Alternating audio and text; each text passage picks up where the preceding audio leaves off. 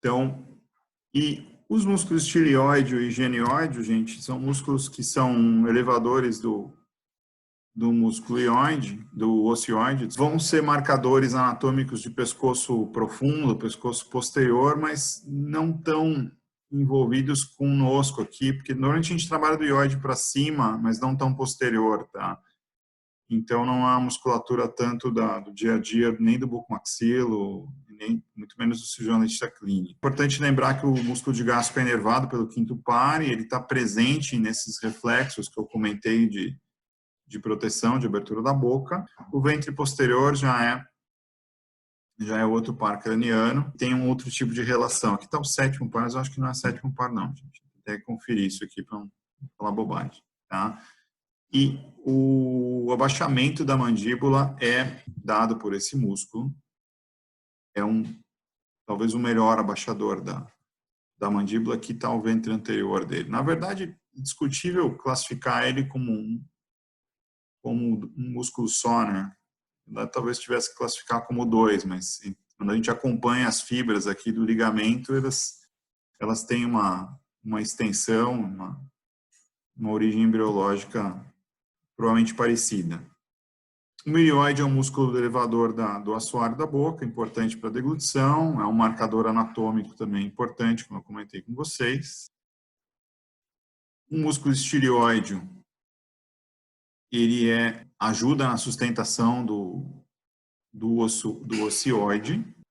Tem uma relação quando a gente quer fazer dissecções mais profundas, aí, vou tratar uma síndrome de Eagle, aí você vai ter dissecções até aqui a região do corno do ocioide, e é importante aqui porque ao dissecar esse músculo aqui, você tem acesso ao nervo hipoglosso. Hoje em dia, um dos tipos de terapia de experimental, na verdade ainda, tá?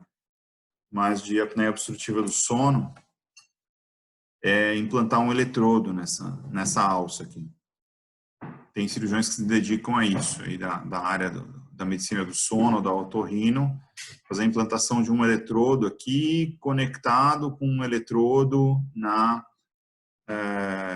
região intercostal. Eles se comunicam aqui via Bluetooth, né?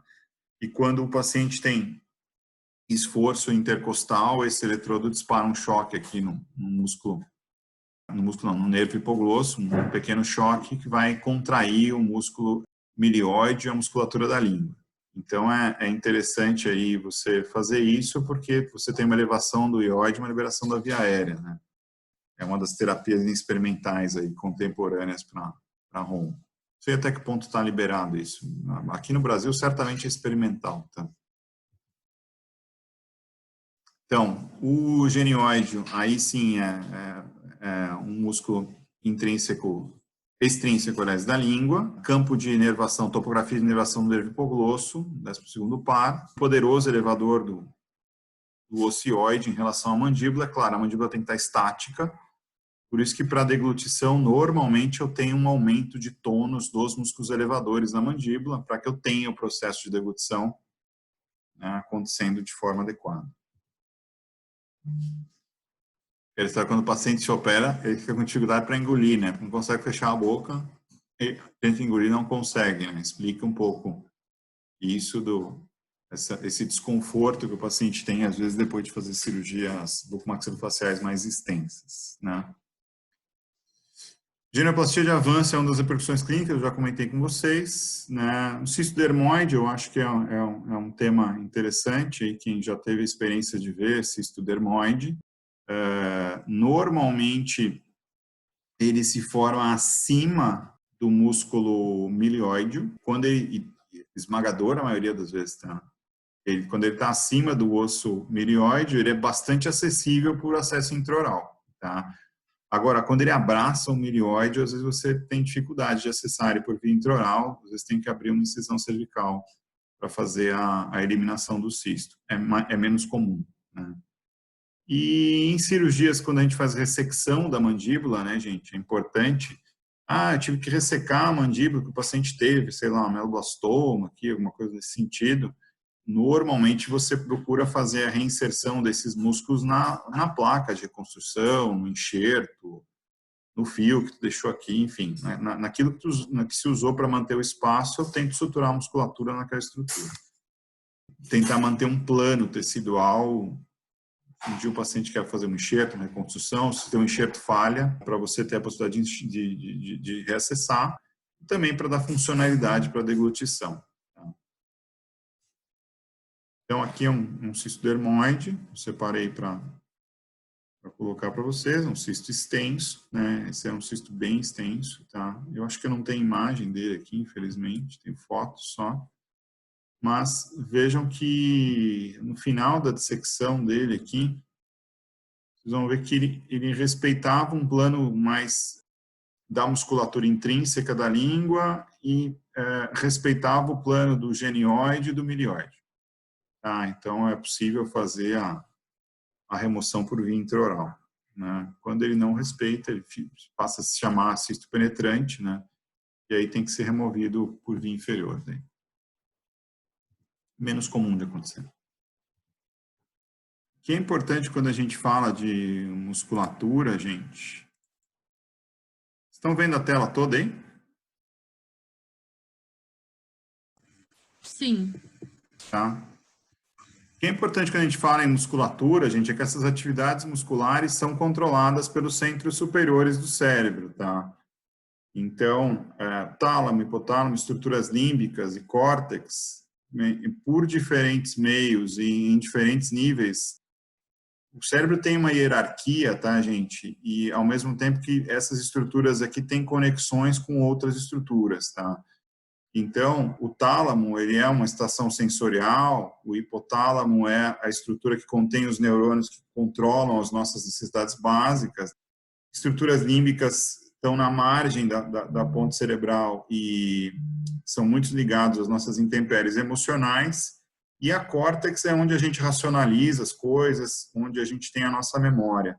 Todos esses neurônios dessas células aqui fazem conexões com os neurônios que fazem eferência da musculatura mastigatória e outras musculaturas também. Mas, de uma forma geral, os estados de espírito, assim, o humor, o estado de atenção, a memória, sentimentos positivos ou negativos, podem influenciar na atividade muscular. E nem tudo está no controle cortical, nem tudo é racional aqui nessas respostas. Tá?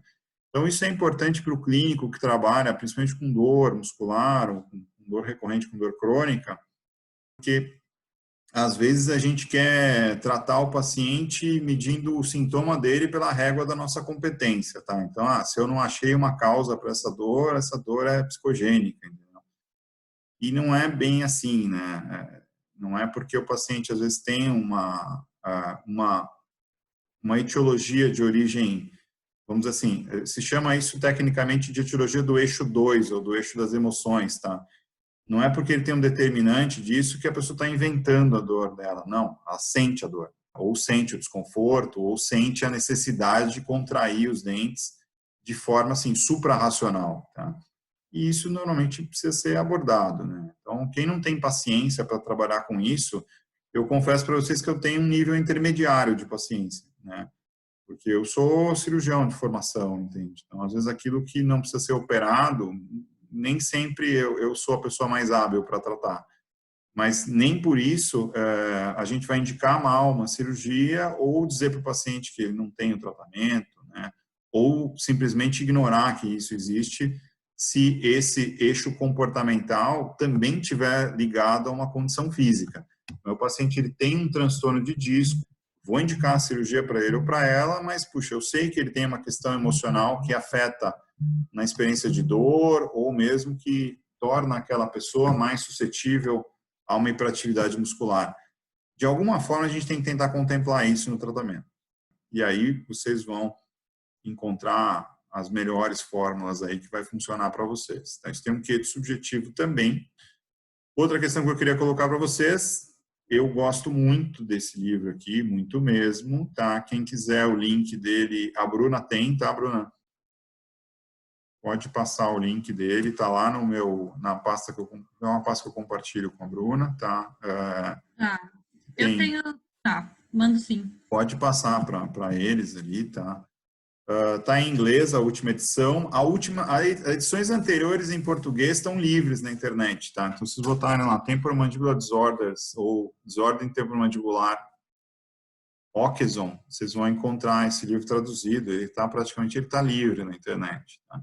Essa versão está interessante porque as fotos estão coloridas, está mais legal, né?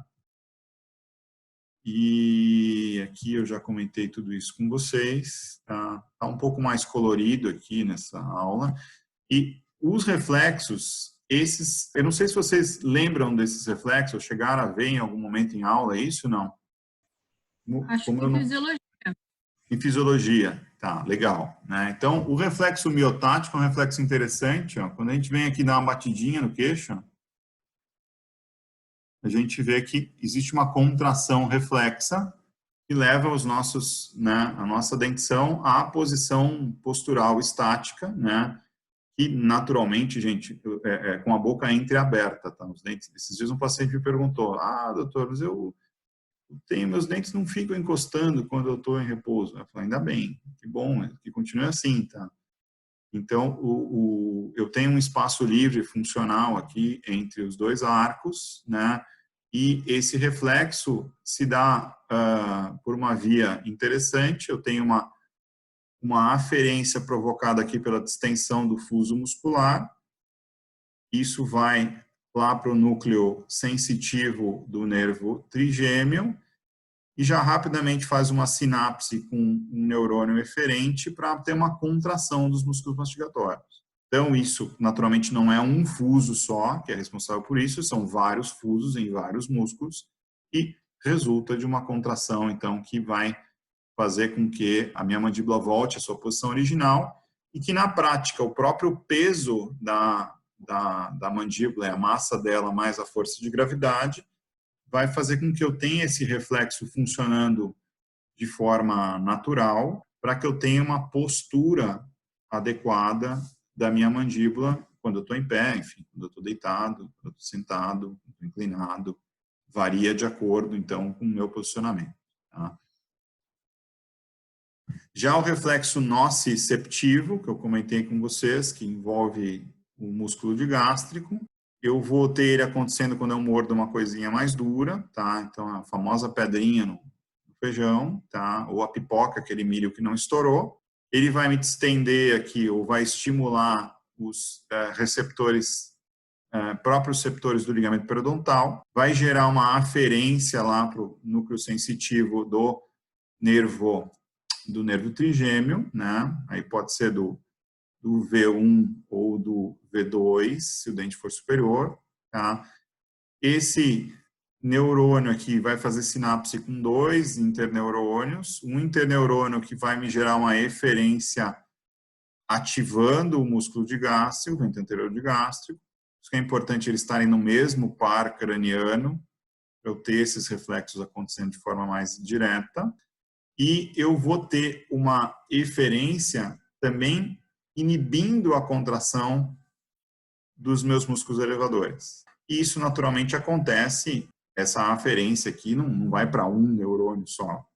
São vários receptores sensoriais que vão funcionar de forma contígua, né, gerando aferência, inclusive, para os dois lados. Tá?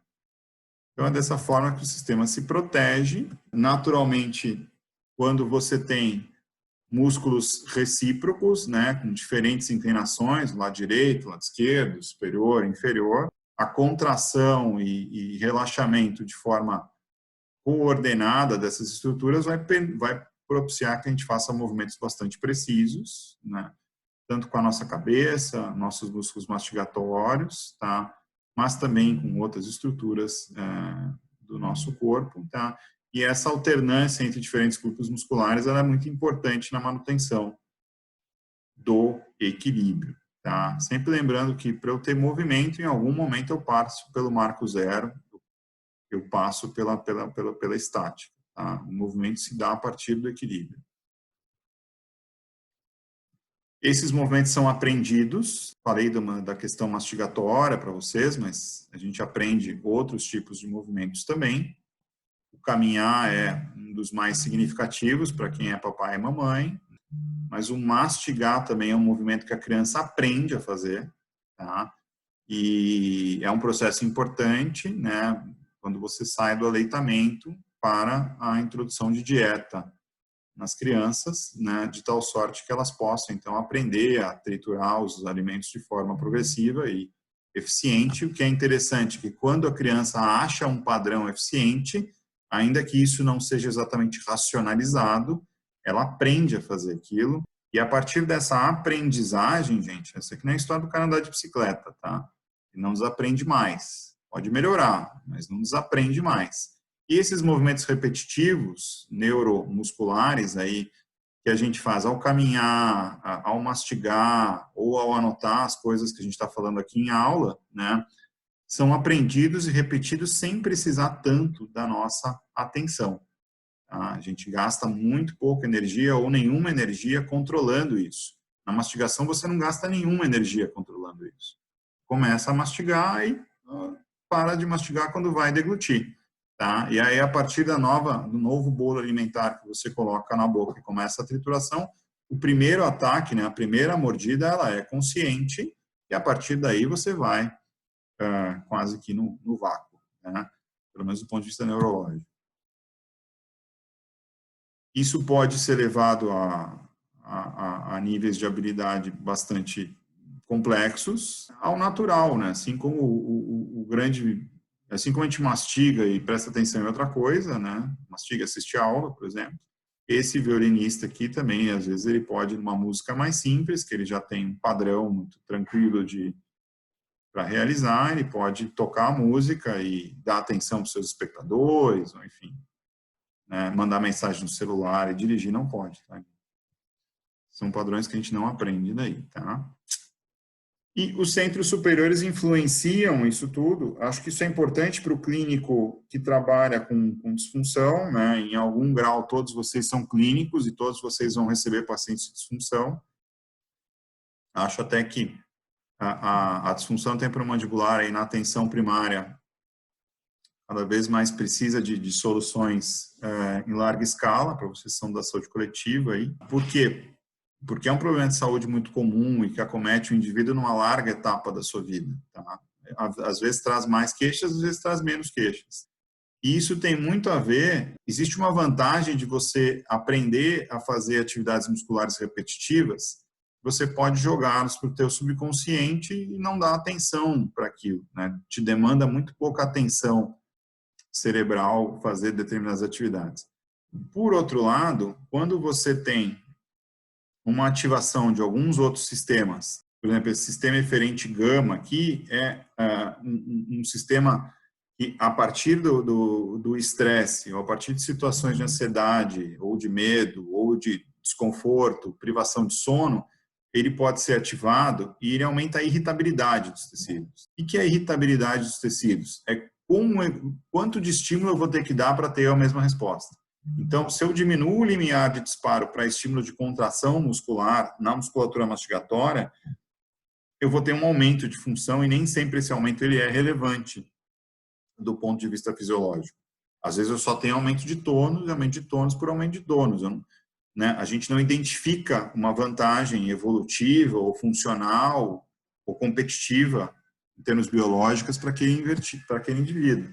Isso, se ocorrendo de forma repetitiva e de acordo também com as susceptibilidades individuais, né, susceptibilidades que variam de uma pessoa para outra, pode conduzir à inflamação, à fadiga ou à inflamação de ordem neurogênica.